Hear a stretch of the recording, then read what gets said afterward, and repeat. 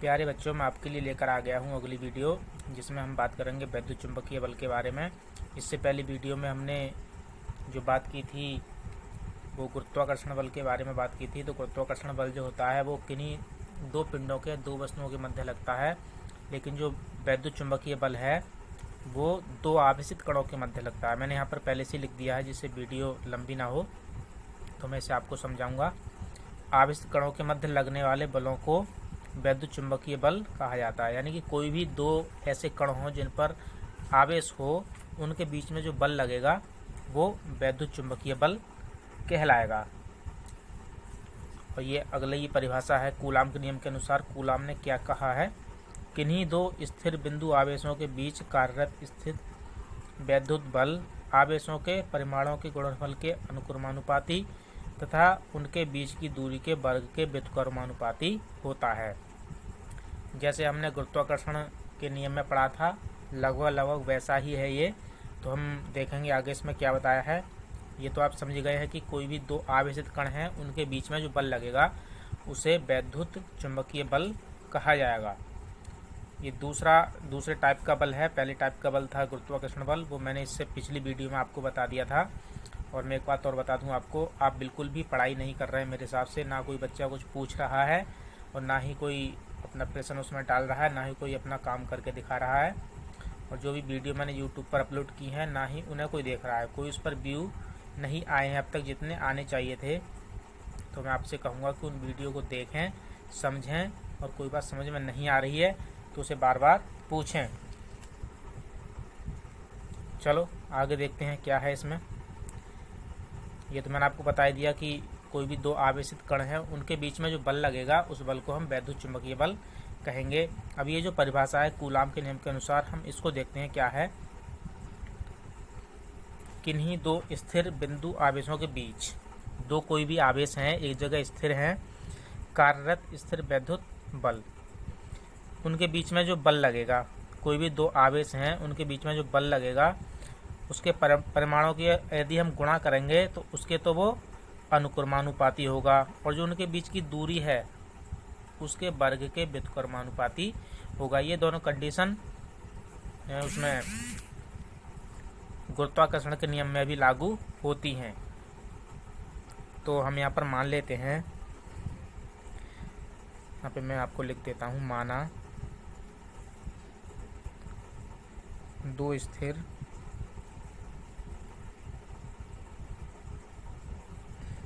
बिंदु आवेश Q1 और Q2 हैं। ये दोनों एक दूसरे से r दूरी पर स्थित हैं।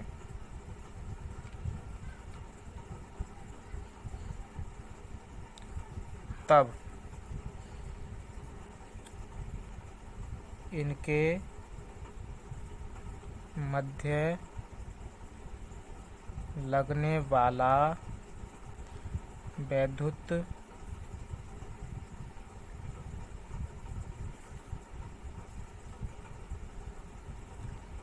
चुंबकीय बल F जो होगा, देखो यहाँ से देखेंगे हम, स्थिर वैद्युत बल आवेशों के परिमाणों के गुणनफल के अनुक्रमानुपाती। तो परिमाण क्या है? Q1 और Q2। इनके क्या होगा? अनुक्रमानुपाती होगा Q1 के और Q2 के गुणनफल के। जैसे उसमें M1 M2 था गुरुत्वाकर्षण के नियम में, ऐसे यहाँ पर Q1 और Q2 है। इसको हमने समीकरण 1 कह दिया। दूसरी बात कही है बीच की दूरी के वर्ग के व्युत्क्रमानुपाती। तो व्युत्क्रमानुपाती में 1 के बट्टे में चला जाता है। बीच की दूरी r है तो उसका वर्ग हो जाएगा। बीच की दूरी के वर्ग के व्युत्क्रमानुपाती, उसको कह दिया हमने समीकरण नंबर 2। जैसा हमने उसमें किया था, दोनों को मिलाया था, ऐसे ही इसमें मिलाएंगे। समीकरण 1 व 2 को मिलाने पर क्या होगा? F जो होगा समानुपाती हो जाएगा Q1 into Q2 into 1/r²। जब हम इन सभी की गुणा करेंगे तो ये हो जाएगा Q1 Q2/r²। तो ये तो अभी समानुपाती हुआ इसके। इससे हमने पहला वाला जो किया था उसमें हमने एक नियतांक जोड़ा था g गुरुत्वाकर्षण में। इसमें भी एक नियतांक जोड़ेंगे। नियतांक जोड़ने पर क्या होता है, यहाँ पर जो है बराबर का चिन्ह आ जाता है और ये समानुपाती का चिन्ह हट जाता है। तो यहाँ पर जो नियतांक है वो मैं आपको बता देता हूँ। F बराबर 1/4πε0k। ये पूरा जो पद है ये एक नियतांक है, इंटू ये आ जाएगा यहाँ पर Q1 इंटू Q2/r²। अब हम इसको यहाँ पर लिख लेंगे। F बराबर, इसे भी ऐसे भी लिख सकते हैं हम, Q1 Q2/r², या फिर हम इसको ऐसे भी रहने दे सकते हैं। और ये जो है आ जाएगा यहाँ पर 4π, चाहे आप इसे पहले ले लो, 4πε0k।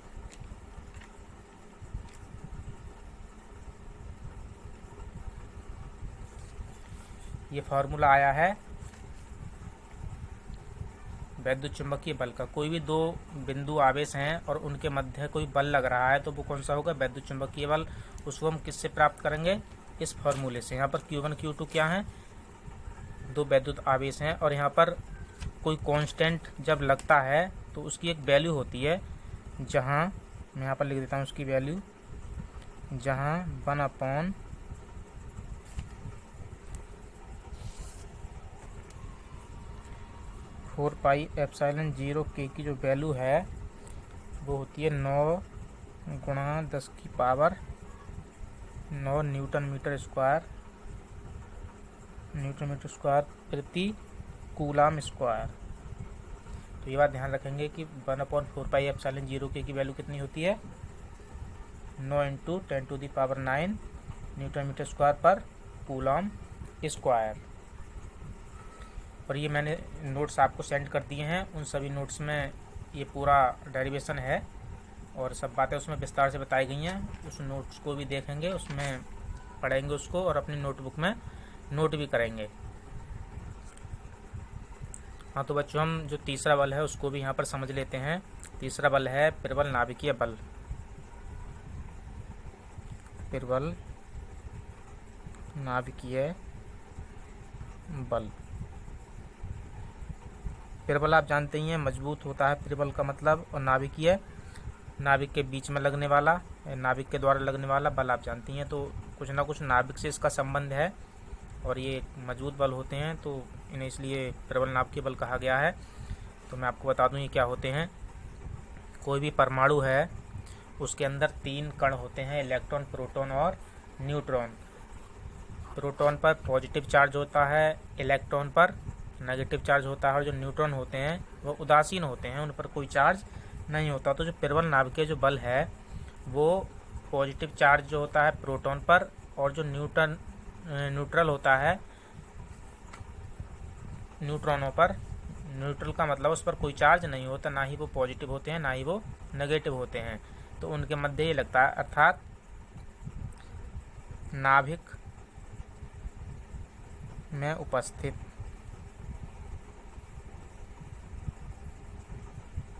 धनावेशित, धनावेशित का मतलब पॉजिटिव जिन पर चार्ज है। धनावेशित कौन से होते हैं, प्रोटॉन, एवं उदासीन न्यूट्रॉन, न्यूट्रॉनों के मध्य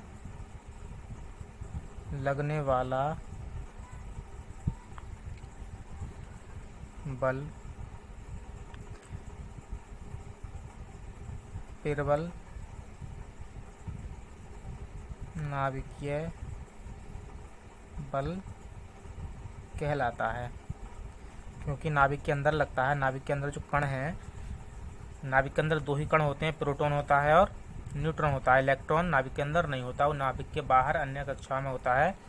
तो इसलिए इसको नाभिकीय बल कहा गया है, क्योंकि ये प्रोटॉन और न्यूट्रॉन के मध्य लगता है और प्रोटॉन और न्यूट्रॉन दोनों ही नाभिक में स्थिर होते हैं। और ये जो बल है, ना तो ये वैद्युत चुंबकीय बल है और ना ही ये गुरुत्वाकर्षण बल है, ये एक अलग ही प्रकार का बल है जिसका हमने नाम दिया है प्रबल नाभिकीय बल, जो धनावेशित प्रोटॉन और उदासीन न्यूट्रॉनों के मध्य लगता है।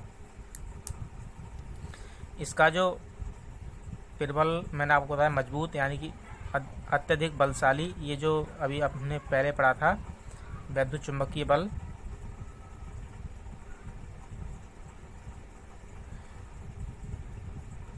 प्रबल नाभिकीय बल इस बल से 100 गुना अधिक होता है।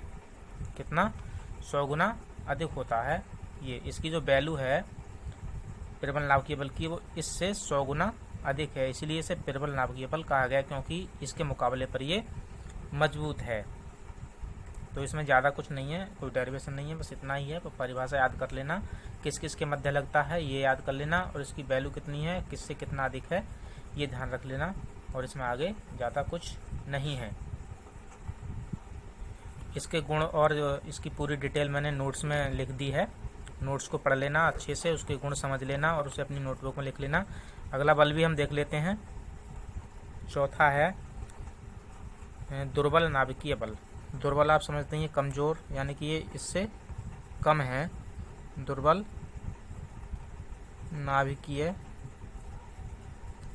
बल, ये जो बल है आप समझ रहे हैं कि ये बल नाभिक में ही होगा, क्योंकि नाभिक इसमें नाम आया है, दुर्बल आया है, तो ये ज़्यादा मजबूत नहीं होगा, प्रबल के मुकाबले कम होगा। देखते हैं इसमें क्या है।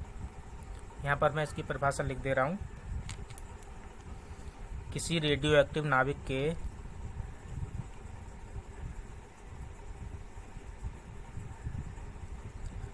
रेडियो एक्टिव क्या होता है वो आप जानते होंगे, बता भी दूंगा थोड़ा सा।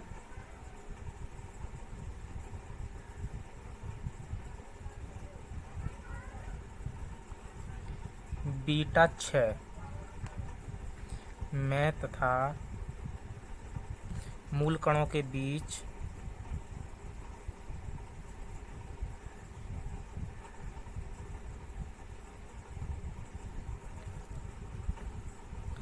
कार्यरत बल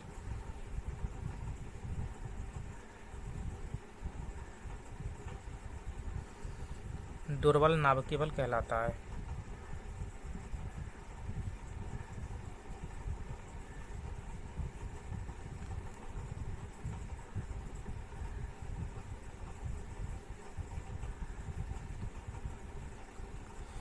रेडियो एक्टिव पदार्थ वे पदार्थ होते हैं जिनके नाभिक परमाणु जो होते हैं वो स्वतः ही नाभिकीय रेडियो एक्टिव तरंगें उत्सर्जित करते रहते हैं। उसमें से 3 प्रकार की तरंगें निकलती हैं, अल्फा, बीटा और गामा। तो यहाँ पर केवल बीटा 6 के बारे में बताया। बीटा 6 का मतलब है बीटा किरणों का उत्सर्जित होना या बीटा किरणों का नाभिक से निकलना। यहाँ पर एक बात और मैं बता दूं, लिख दूं यहाँ पर, बीटा 6 में रेडियो एक्टिव नाभिक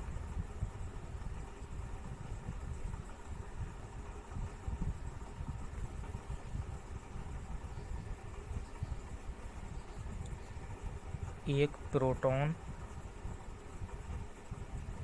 एक इलेक्ट्रॉन तथा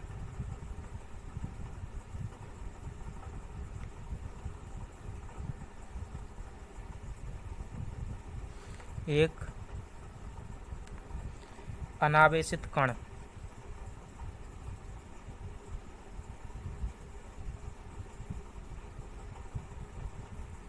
एंटी न्यूट्रिनो होता है इसका नाम। ये आपने सुना नहीं होगा, ये भी परमाणु के अंदर होता है, इलेक्ट्रॉन प्रोटॉन न्यूट्रॉन के साथ। इसका सिंबल है वी के ऊपर ये डंडा बार लगा देते हैं, उत्सर्जित करता है।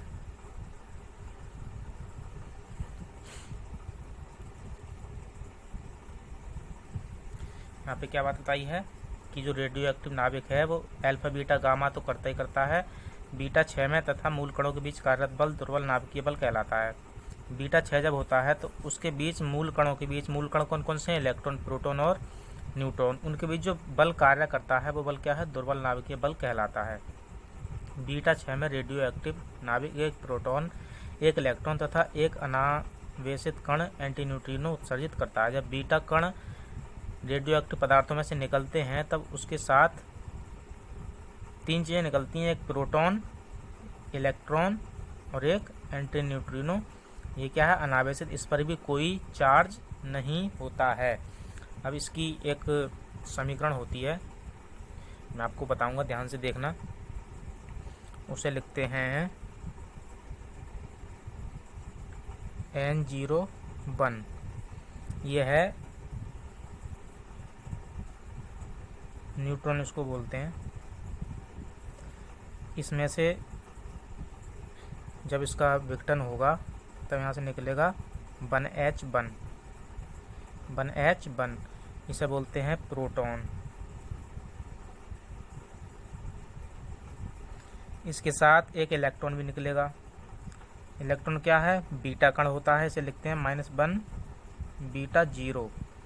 और इसके साथ क्या है? एक एंटी न्यूट्रिनो भी निकलेगा, एंटी न्यूट्रिनो, इसे हम लिखते हैं बी के ऊपर बार लगाकर यहाँ पर लिख देंगे एंटी न्यूट्रिनो। तो ये जो भाषा यहाँ पर लिखी हुई है वही भाषा को यहाँ पर इस समीकरण में दर्शाया गया है। ये क्या है? एक न्यूट्रॉन है, एक प्रोटॉन है और एक ये इलेक्ट्रॉन है, इसके नीचे लिख देंगे। ये एक इलेक्ट्रॉन है और इसके साथ साथ क्या निकल रहा है? एक एंटी न्यूट्रिनो भी निकल रहा है। बीटा 6 में रेडियो एक्टिव नाभिक एक प्रोटॉन निकलता है, एक इलेक्ट्रॉन निकलता है ये वाला, तथा एक अनावेशित कण एंटी न्यूट्रिनो निकलता है। कब? जब रेडियो एक्टिव विघटन में बीटा कण निकलता है, बीटा कण का क्षय होता है।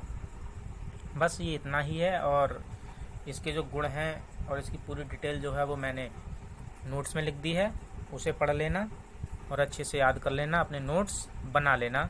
और ये आपके चारों बल मैंने यहाँ पर समझा दिए हैं। कोई बात समझ में नहीं आती है तो पूछ लेना। आप मुझे पर्सनली फ़ोन भी कर सकते हैं, मेरे पर्सनली नंबर पर आप मैसेज भी कर सकते हैं, कोई परेशानी नहीं है। कभी भी आप फ़ोन करके पूछ सकते हैं अगर आपको कोई बात समझ में नहीं आती है। यदि किसी के पास मेरा नंबर नहीं है तो आप व्हाट्सएप ग्रुप से ले सकते हैं या फिर किसी अन्य व्यक्ति से भी ले सकते हैं, ग्रुप में जितने भी हैं। और आप अच्छे से पढ़ाई करें और अच्छे से इसको याद करें और अपने नोट्स अच्छे करके बनाएं।